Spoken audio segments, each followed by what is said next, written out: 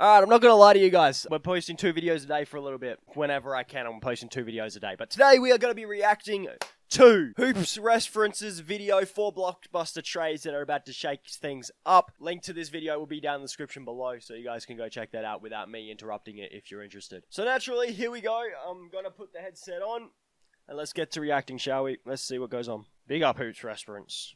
Reference of how good they are this year. With that being said, we also know what teams excel in and where they struggle for the most part, so trade rumors are going to continue to whirl until the trade deadline. Discussing hypothetical trades is something every fan loves to do because the idea of being able to bring in new faces to improve your team is just pretty fun, and why I continue to come back to these type of videos time and Also, real quick, let me know if you guys have any trade rumors that you think potentially could happen. Time again. As we've done several times in the past, today we'll be looking at an article posted by national media outlet Bleacher Report, where they proposed 4... Also, how many Ben Simmons trades do you reckon they're going to be in here? It did say 4, so we'll see. Probably only 1 Ben Simmons trade. Fresh and new trade ideas surrounding some of the biggest names on the trade block. I'll be going through each of them and analyzing why or why not the team involved would want to actually do them, along with who benefits the most and the least in each hypothetical agreement. If you want to read the actual article itself, that will be linked in the description of this video too. Before we start though, it turns out about 49% of you watching right now aren't even subscribed. I can give you my stats if you're interested. My stats are even worse, boys. 77.8% aren't subscribed. But look at this. Who hasn't subscribed? If you're watching this and haven't pressed that button, what are you doing? Just press subscribe, mate. To the channel, so please, if you enjoy the content, consider hitting the subscribe button, as not only does it help out a ton, but I'd also very much appreciate it. Now with that being said, let's begin. Get into the video. The first proposed trade in the article is between the Dallas Mavericks and the Portland Trail. So before Eve says anything, it's very interesting. For CJ McCollum alongside Luka Doncic backcourt, with Kristaps Porzingis still on the team, because they're doing it without giving up Kristaps, I still don't think this makes the Dallas Mavericks an instant contender. I think right now, what are they? They're 5th in the West, I think. I'm not sure. But I think this trade right here still doesn't push them over the edge. Yes, CJ is really, really good as a player, but A, I don't think the Blazers are going to take Tim Hardaway Jr., Reggie Bullock, and a future first-round pick. And B, I don't think the Mavericks need McCollum. They need someone who can play defense. A lot more defense. Because, the Mavericks have a lot of offensive talent with Luka and Kristaps. But, they need to bring in another defender, if that makes sense. Trailblazers, and in it the Mavericks acquire CJ McCollum in exchange for Tim Hardaway Jr., Reggie Bullock, and a future first-round pick. The biggest topic of conversation surrounding the Mavericks by the general public throughout the offseason was the fact that the Mavericks need a genuine number 2 option alongside Luka Doncic to take some of the pressures of shot creation and consistent scoring off of his shoulders. Most presumed that Kristaps Porzingis would be the trade chip used to go out and try to find that missing piece. But this proposal takes a bit of a different approach.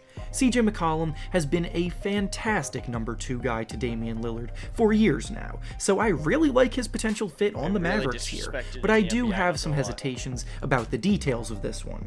The Trailblazers seem to be on track for another mediocre season after a disappointing offseason, and on top of that, they're now dealing with scandals and legal issues with members of their front office, specifically general manager It's not a good time to be a Blazers fan, let's say that. Neil Olshey. So basically, there's already a lot of smoke here, and it really feels like they're set to implode at any moment.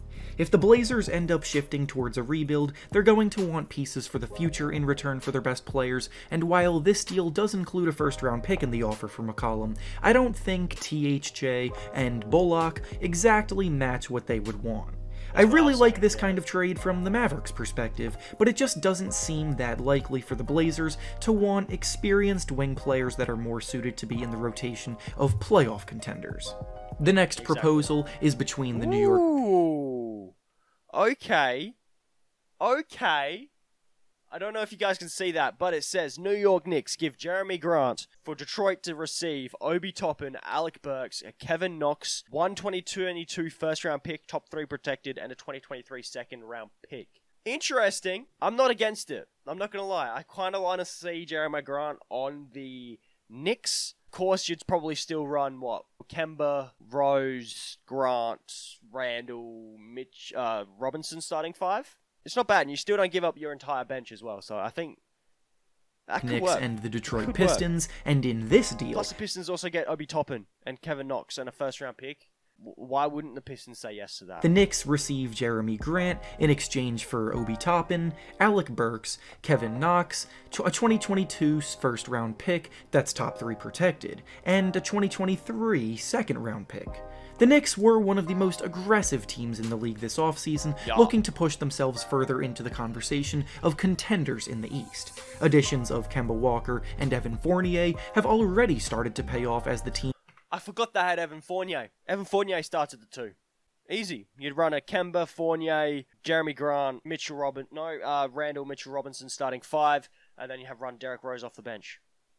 Pretty simple. Has looked much improved offensively to start the season, so who's to say that the team won't continue to be aggressive and go all in at the deadline? Jeremy Grant originally went to Detroit 2 years ago to prove that he could be more than just a role player and that he could handle a bigger offensive workload in a team and be a go-to guy. And he's done exactly that by averaging over 20 points over the course of last year and this year combined. Yes, sir. The Pistons aren't winning anything meaningful this year, and their focus is fully on the development of their young players, so honestly, I really like this deal a lot for both sides. Kevin Knox is desperate for a change of scenery, and the Pistons would be a great place for him to try to salvage his NBA career. Obi Toppin would get more minutes in Detroit as well, and on the flip side, Jeremy Grant would be yet another borderline all-star talent to add to the Knicks' rotation as they gear up to make a deep playoff run. The draft compensation of both a first-round pick and a second-round pick would tempt the Pistons even further, and the Knicks would bolster their roster even more.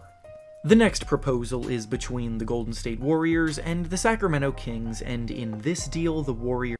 Do I like that? Warriors receive Harrison Barnes, Buddy Hield, and Tyrese Halliburton for Wiggins, Wiseman, and Moody. Harrison Barnes fits the system a bit better than Wiggins, I feel. Buddy Hield would be a shooter off the bench with Tyrese Halliburton. That's the piece that I don't think the Kings want to give up. Tyrese Halliburton. For talents such as James Wiseman, starting center, I suppose. I mean, you still got Rashawn Holmes. But like Moses Moody, who hasn't really proved himself in the NBA, whereas Tyrese Halliburton has proved that he can play and keep up in the NBA. I think the Kings would rather hold on to Tyrese Halliburton than get Moses Moody and James Wiseman. However, I do like the addition of trying to go after Buddy Hield and Harrison Barnes from the Warriors. Receive Harrison Barnes, Buddy Hield, and Tyrese Halliburton in exchange for Andrew Wiggins, James Wiseman, and Moses Moody. Right off the bat, I'm just going to shoot down this offer as hard as I have ever in all my months of reviewing these trade articles. This one was clearly written by a Warriors fan because I don't even know what I'm looking at right now. There's just no way anybody rationally thought this was a good idea. Are the Kings in a great spot right now with a record of 5-8? No, they're definitely not. Does that mean they should just trade away 3 of their best players for pennies on the dollar and one? So the thing is, right, Buddy Hield has been on the trade block. And I do like the idea of Buddy Hield backing up like Klay Thompson. I like that idea. And Harrison Barnes, he's been playing well. But if you're giving up Andrew Wiggins, Harrison Barnes is like pretty decent as well. So like Harrison Barnes also knows the system. He won a championship in Golden State, mate. Harrison Barnes knows just again rebuild as if the team hasn't been rebuilding for over a decade now. Also, no, that would be insane. Buddy Hield is still a premier sharpshooter in the league. Harrison Barnes is off to the best start to a season he's ever had, scoring over 21 points per game so far this year on incredibly impressive efficiency, and Tyrese Halliburton is one of the most promising young two-way guards in the league right now who holds a ton of value. Meanwhile, James Wiseman hasn't played this year and is coming off of a bit of a worrisome rookie season. Moses Moody has promise as a rookie, but he's barely played at all in the games that he's made appearances in and has yet to prove that really. And Andrew Wiggins is Andrew Wiggins. There isn't much left to say on that regard. Andrew Wiggins is Andrew Wiggins. Oh, I'm not even going to say anything. This is genuinely one of the most lopsided trades I've seen in these Bleacher Report articles, and it kind of baffles me that nobody shot this down sooner. And finally, the last proposal in the article. Okay. So Boston Celtics receives Cat, Sixers receive Brown and Bev, and then Timberwolves receive Ben Simmons, Robert Williams, Matisse Thybulle, Jaden Springer, and a first-round pick. See, I don't like the idea of Ben Simmons in Minnesota without Karl Anthony Towns. I think Karl Anthony Towns is the center that Ben Simmons would thrive with, a shooting, spacing the floor center that can knock it down very consistently, such as Karl Anthony Towns. I think Ben Simmons and Cat would be a great duo. Jaylen Brown in Philadelphia. See, I don't mind that. That's not bad, especially with the emergence of Tyrese Maxey. You'd run what? Tyrese Maxey, Seth Curry, Jaylen Brown, Tobias Harris, and Joel Embiid starting five, which honestly would be one of the better teams in the NBA. Not sure how Jaylen Brown would like being, second fiddle to Joel Embiid or third fiddle to Joel Embiid and Tobias Harris. I'm not sure how that would feel, but I think Patrick Beverley would be perfect underneath Doc Rivers. And I think, yes, for Boston, it makes sense to go after Cat, but I just don't think. You trade Ben Simmons for Karl Anthony Towns, I don't like Ben Simmons without Cat. Is probably the biggest one, as it's a 3-team trade between the Boston Celtics, Philadelphia 76ers, and Minnesota Timberwolves that you can see the full details of on your screen now, but the notable parts of this trade see Karl Anthony Towns go to Boston, Jaylen Brown go to Philadelphia, and Ben Simmons go to Minnesota. The biggest rumor on the trade mill this week did feature the Boston Celtics expressing interest in Ben Simmons, and reports said that the two teams have discussed a trade, but nothing significant has come from it yet. Jaylen Brown was the player identified as who the 76ers would want in return for any potential trade, but obviously a simple swap of Simmons for Brown is not something that would ever happen. So in order to make it work, bringing in a third team to help iron out the details would be ideal for everybody, and it just so happens that the Timberwolves are once again sinking in the standings and Karl Towns' patience is being tested. Now, with 3 teams involved, it's super complicated to grade all around, but for starters, I'll say that the 76ers would definitely love this trade. The Celtics may not love the idea of giving up Jaylen Brown, but getting Karl Anthony Towns in return would probably at least tempt them.